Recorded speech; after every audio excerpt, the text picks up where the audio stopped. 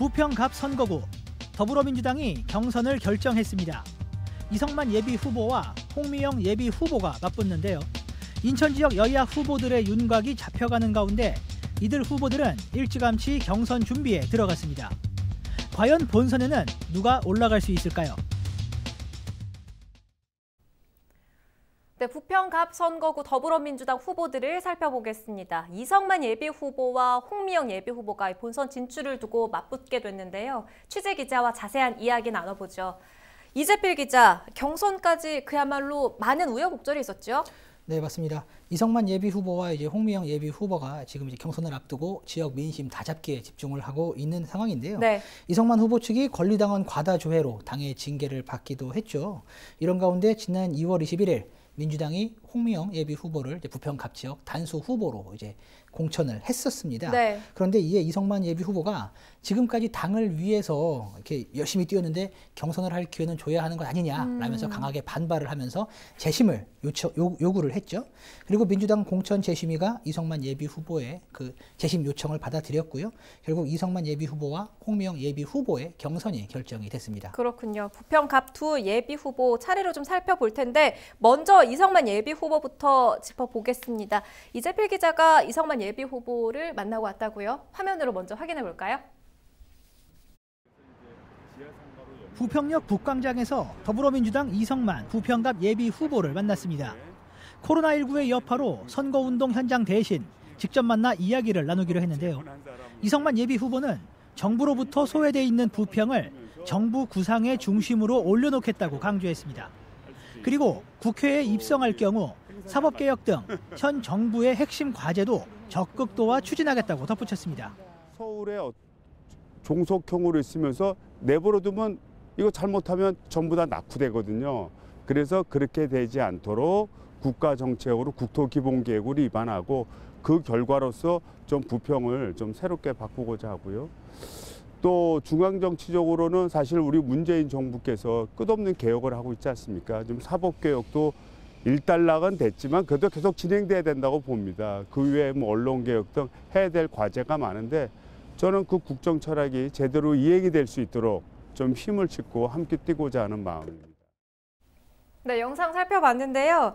이재필 기자, 이성만 예비 후보의 이력 좀 짚어주시죠. 네, 먼저 이성만 예비 후보의 슬로건은 다시 번영하는 부평, 새로운 부평의 시작인데요. 이성만 예비 후보 제36회 행정고시에 합격을 했습니다. 6대 인천시 의회 후반기 의장을 지냈고요. 지난 총선 당시 더민주 부평갑 후보로 나서기도 했습니다. 네. 주요 공약도 한번 살펴보면요. GTX B노선 조기 착공, 그리고 GTX B노선과 부평역 지하상가 연결, 그리고 부평역 주변 상업용지 개발, 그리고 마지막으로 지역 전통시장 현대화 사업인데요. 지역 개발 관련 공약이 핵심입니다. 그렇군요. 자, 이번에는 홍미영 예비 후보도 살펴봐야겠죠. 이재필 기자가 마찬가지로 홍미영 예비 후보도 만나봤습니다. 화면으로 확인해 보시죠. 부평의 한 재개발 지역 사무실에서 더불어민주당 홍미영 부평갑 예비 후보를 만났습니다. 주민들과 만나 자신의 구상을 설명하는 자리였는데요. 홍미영 예비 후보는 낙후된 부평 지역의 원도심에 생기를 불어넣겠다고 강조했습니다. 특히 부평구청장 시절 확정지었던 불포천 상류 구간 복원 사업도 성공적으로 마무리 짓겠다고 덧붙였습니다. 도시재생은 바로 여기 역사문화공간으로 되는 미군기지가 새롭게 변화되는 거, 그리고 그 옆에 주차장으로 덮여진 것이 새로운 생태하천으로 변화되는 거, 이러면서 여기 바로 이제 여기가 부평 신촌구역인데 여기도 그간에 이 굴포천 복개되고 막 어렵게 살던 곳들이 새롭게 변화되는 그런 문화와, 여기 또 아트센터가 있어요. 음악도시와 또 한편으로 생태도시에 하천이 흐르는 생태도시로 하는 데 있어서 전적으로 최선의 노력을 국가하고 같이 하겠다. 네, 홍미영 예비 후보의 이력도 살펴볼까요? 네, 홍미영 예비 후보, 사람 중심 부평, 지속 가능 발전 부평을 슬로건으로 내걸고 있는데요. 네. 경력부터 살펴보면요, 17대 국회의원을 역임했습니다. 네. 당시 열린우리당 비례대표였고요. 재선 부평구청장을 지냈습니다. 주요 공약을 살펴보면요, 불포천 생태하천 조성과 부평 한류 음악다시 조성, 부평 미군기지 공원화, 그리고 경인전철 1호선 지하화인데요. 지역 삶의 질 향상과 연관된 공약이 핵심입니다. 알겠습니다. 앞으로의 더불어민주당 부평갑 경선 일정 또 경선 룰도 알려주시죠. 네, 먼저 경선 룰을 설명을 드릴게요.